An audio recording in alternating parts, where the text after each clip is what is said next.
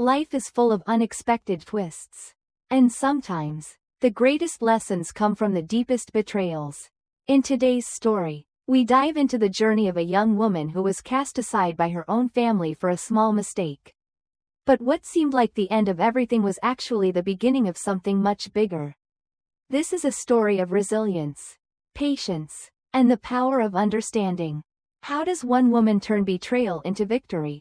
Stay tuned to find out. Don't forget to subscribe to our channel to begin today's story with life stories. It was raining the day my family disowned me. I remember that detail clearly. The way the water streamed down the windows of the executive conference room at Hartman Industries, blurring the city lights beyond, as if the world outside had gone into a kind of slow motion. Inside, my father's face had turned an alarming shade of red as he shouted across the room. His voice thundered, filling the cold, polished air of the conference room. "Incompetent," he yelled, slamming a stack of papers onto the table with such force that it made the others flinch. "Do you have any idea what your mistake could have cost us?" I stood there, only 22 years old, fresh out of business school, trying to hold my ground. I could feel the heat rising in my cheeks, a wave of humiliation surging up with every word my father spoke. It was as though the entire room was a stage, and I was the fool at the center of it all. My hands were trembling, but I clenched them into fists, willing myself to stay composed. "Dad, I can fix it," I said, my voice barely above a whisper. "The contract isn't final yet. Let me fix it." But the room was silent. Then, my older brother John, with a sneer on his face, chimed in, his voice laced with cruelty. "You nearly sold our shipping division for half its value. There is no fixing that kind of stupidity." The mistake they were talking about had been a draft contract I'd prepared for the sale of Hartman Maritime, one of our smaller divisions. The problem? I'd used outdated valuation figures, ones that didn't include our recent fleet expansion. It was a small error, one that had been caught before any real damage was done. But to hear my family tell it, I had nearly destroyed a century of the Hartman family business.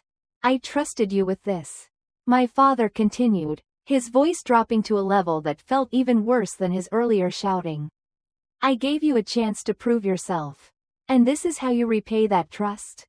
I tried to explain. I had been working 80-hour weeks, managing both the maritime deal and a new tech acquisition they had thrown on my desk without much warning.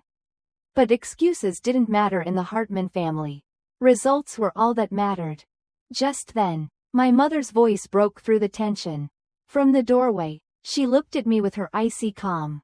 "Sophie," she said, her tone like ice, "the board is waiting." My father straightened his tie and nodded dismissively. "Finish this discussion later," he said coldly. But we didn't. Later came and went. Instead, that evening, I found myself in my father's study, the room where 3 generations of Hartman men had made decisions that shaped the family empire. The leather-bound books and old oil paintings seemed to watch disapprovingly as my father delivered his verdict. "You're done here," he said, without preamble. "The board has lost confidence in your judgment. Your position at Hartman Industries is terminated effective immediately." I stood frozen, as if time had stopped. I felt like I had been punched in the gut. The world seemed to tilt as the words echoed in my ears. I was losing everything. The career I had worked so hard for. The family legacy I had been taught to cherish and uphold. "Dad, please," I begged. "It was one mistake. A mistake we can't afford," he replied, not even looking at me. "You'll receive 6 months severance. After that, you're on your own." "You're firing me? I'm your daughter." "Which is exactly why this hurts so much," he said, finally meeting my eyes. "You're not just an employee. Sophie, you're a Hartman. We trusted you to live up to that name.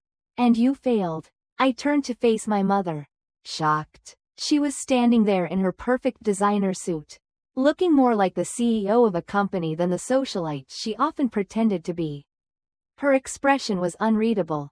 "We've arranged a position for you at your uncle's firm in Seattle," she said, barely blinking, far enough away that this incident won't reflect badly on the family. I stared at her, confused and hurt. You want me to leave New York? Want has nothing to do with it, she replied, her lips barely moving as she spoke. The decision has been made. Your flight leaves tomorrow morning. And just like that, everything I thought I knew about family, trust, and love came crashing down in an instant. No sympathy, no understanding, only cold, harsh pragmatism. As I walked out of the room, I could hear the weight of their decision pressing down on me. And yet, amid the humiliation, there was a strange sense of clarity. My family had made their choice. Now, it was time for me to make mine. I left that night without looking back, the echoes of their cold words still ringing in my ears. My mother's calculated indifference, my father's disappointment, these were the moments that would haunt me for years. I had always known that the Hartman family valued success above all else. But nothing had prepared me for the sting of being discarded so easily. My future, it seemed, was no longer in the hands of those who had raised me. I was on my own. I checked into a hotel that night, using my personal credit card, the only one I could still access since my corporate accounts were promptly frozen. Sitting on the edge of the bed, I opened my laptop, staring at the draft contract that had supposedly ruined everything, the one I had worked so tirelessly on, only to be blamed for the smallest of mistakes, a mistake that had been caught before it did any real harm. But as I looked at the document, something felt off. I knew my own work.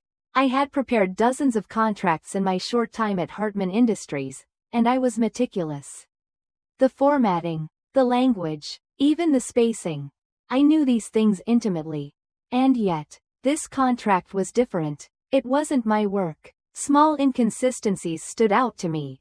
The font choices were wrong. The spacing slightly off. Some of the language had a tone that wasn't mine. With trembling hands, I pulled up the original file from my secured backup drive. And there it was, the truth. The differences were subtle, but unmistakable. Someone had altered my work before it reached the board. Someone had wanted me to fail. I sat back in my chair, the weight of the realization sinking in. The betrayal wasn't just a result of my mistake. No, this went deeper. John had been so quick to condemn me, to laugh at my error.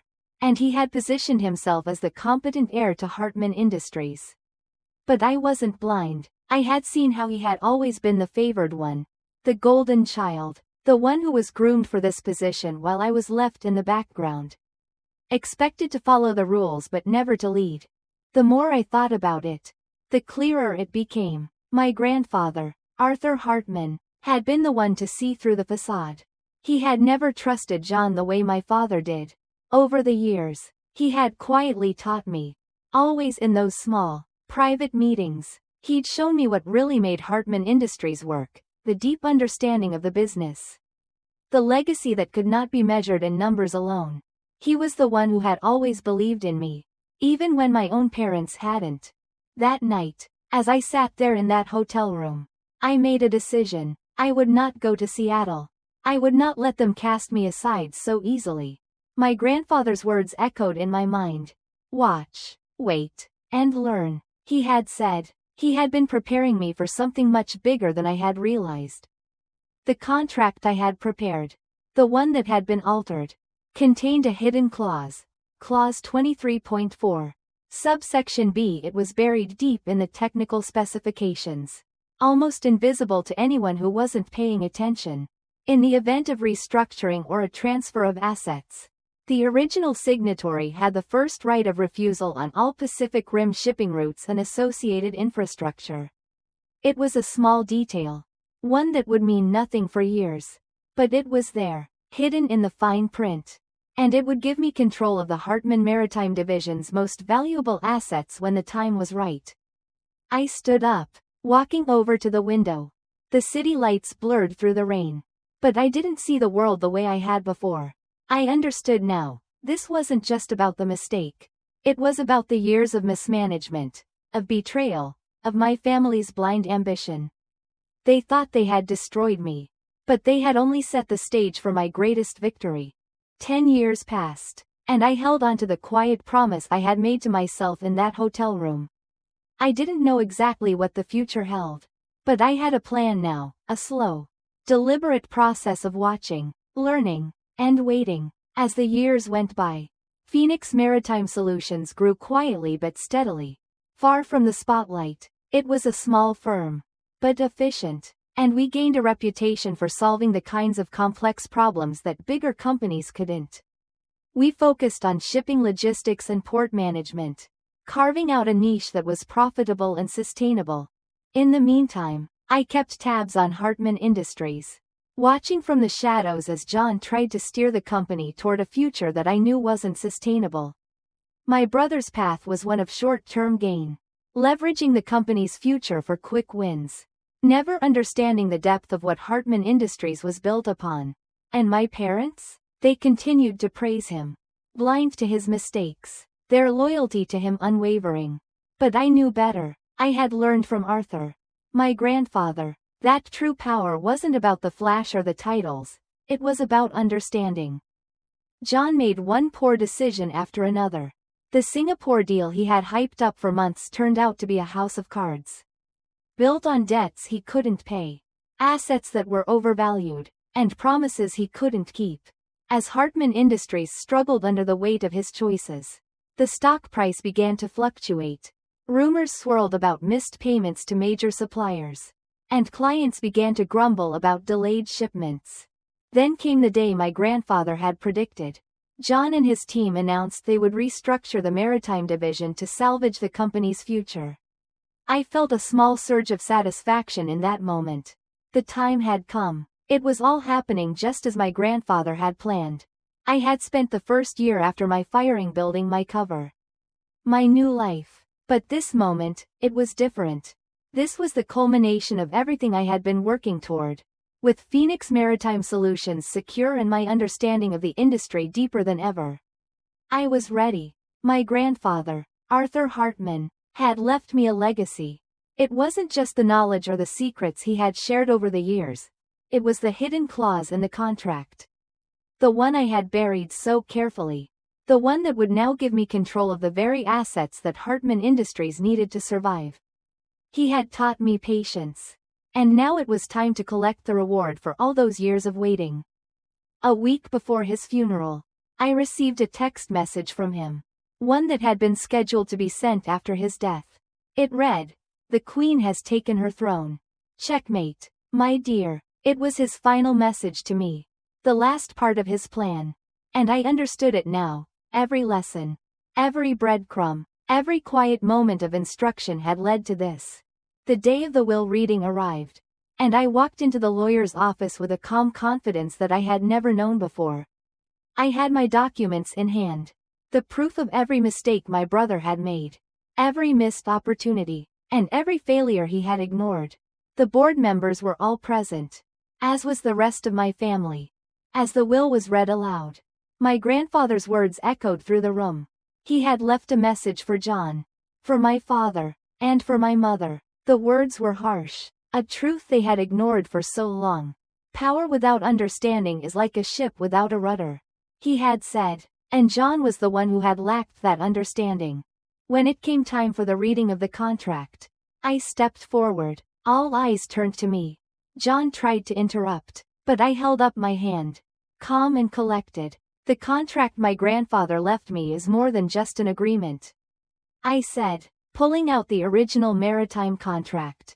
It contains a clause that is about to change everything. I went on to explain how it gave me the right of refusal on all Pacific Rim shipping routes if the division were ever restructured. And now, with Hartman Industries facing the very restructuring my grandfather had predicted, that clause was my key to control. The room was silent. John's face drained of color as the truth of the situation settled in. And then, the final blow came. The majority of Hartman Industries, the lawyer continued, is hereby transferred to Sophie Hartman. I could see the shock, the disbelief in my family's eyes as they realized that the company, the empire they thought was theirs, was now mine. It wasn't about the power or the wealth. It was about the legacy, the understanding of what made the business work, and how it had been so carelessly discarded by those who thought they could control it.